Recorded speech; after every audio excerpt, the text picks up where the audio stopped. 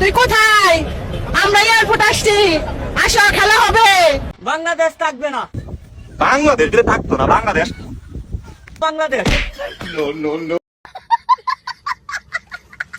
Guys, Hasina খালা আপনাদেরকে রান্নার কত রেসিপি শিখিয়ে গেল।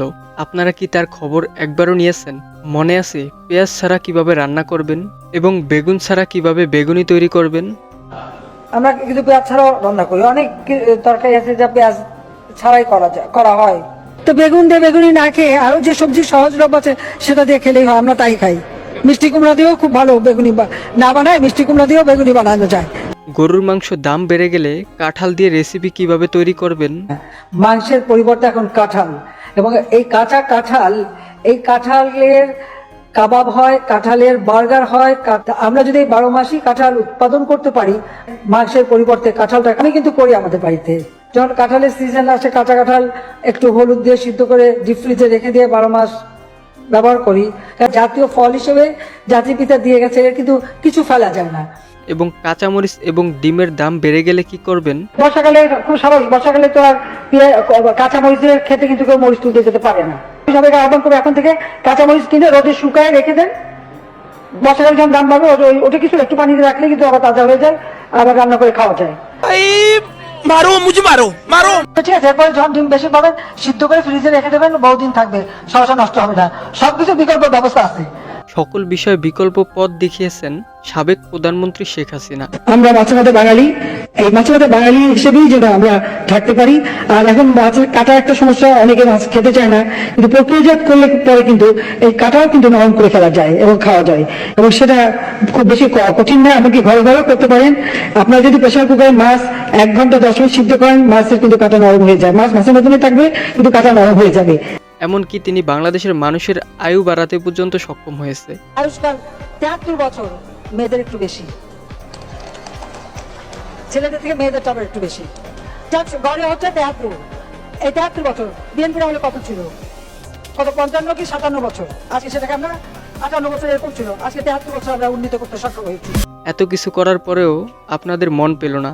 গাইস, আপনি কি এই মজার ভিডিওটিতে এখনো লাইক করেননি? দ্রুত লাইক করে শেষ পর্যন্ত দেখতে থাকুন। গাইস, বেগম খালেদা জিয়াকে রিসিভ করতে এয়ারপোর্টে গিয়ে ওবায়দুল কাকুকে কি বলল দেখুন। কিরে কাউয়া কাদের, তুই কোথায়? আমরা এয়ারপোর্ট আসছি, আসো খেলা হবে। গাইস, এই আপুটি নাকি ওবায়দুল কাকুর সাথে খেলতে চায়।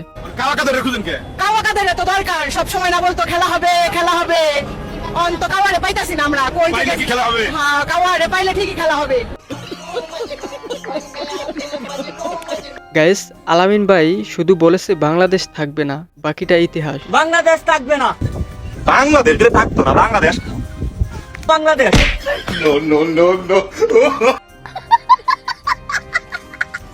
তো guys, doctor Mohammad Yunus sir কিন্তু বসে নেই, দূরবীন দিয়ে একটু দেশের চারপাশটা দেখতে চাইছিল।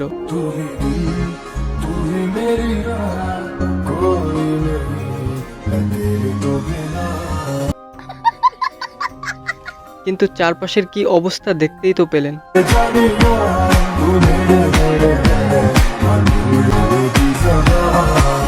যাই হোক গাইস, এবার দেখুন ইন্ডিয়ান বনাম বাংলাদেশ, অস্থির একটি মজার ভিডিও। সারা বাংলাদেশি সারা আমাদের সাথে রাখতে আসিস, সীমান্তে সব গাছ খেতে সফা করে দিবি। এ সারা তাড়াতাড়ি কাজ। শালা তুই সকাল সকাল আমাদের সবগুলা গাছ কেটে ফেললি, তোর একটা করলি কি রে? হ্যাঁ, ভালোই করেছি। তোরা আমাদের সাথে ব্যবসা করবি না? তোরা পাকিস্তান থেকে মাল আমদানি করিস, আমাদের প্রয়োজন গুলো নিবি না? তোরা সব কেটে নিয়ে যাবো, পারলে কিছু করিস। শালা এটা কোন বর্ডারে ঢুকলি তুই জানিস রে? এটা শালা ব্রাহ্মণবাড়িয়ার বর্ডার রে শালা। ব্রাহ্মণবাড়িয়া দাদা, আব্বা আমি বলছিলাম যে একটা পুল করে চলে এসেছি।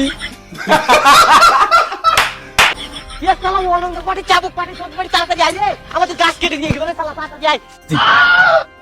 তাদের এই হাস্যকর ভিডিওগুলো দেখলে সত্যি অসাধারণ লাগে। দাদা দুটি, দাদা দুটিটা নিয়ে আসি। আই শালা দুটি বলছিস কি রে? এখন কিন্তু কোম্পানি কেটে রেখেছি মেরে। গাইস, আজকের এই মজার ভিডিওটি কেমন লেগেছে এবং আপনি কোন ধরনের ভিডিও দেখতে সবচেয়ে বেশি পছন্দ করেন কমেন্ট বক্সে লিখে জানাতে ভুলবেন না। আর ভিডিওটি ভালো লাগলে অবশ্যই চ্যানেলটি সাবস্ক্রাইব করে পাশে থাকা বেল আইকনটি বাজিয়ে দিবেন। দেখা হবে নতুন কোনো ভিডিওতে। আল্লাহ হাফেজ।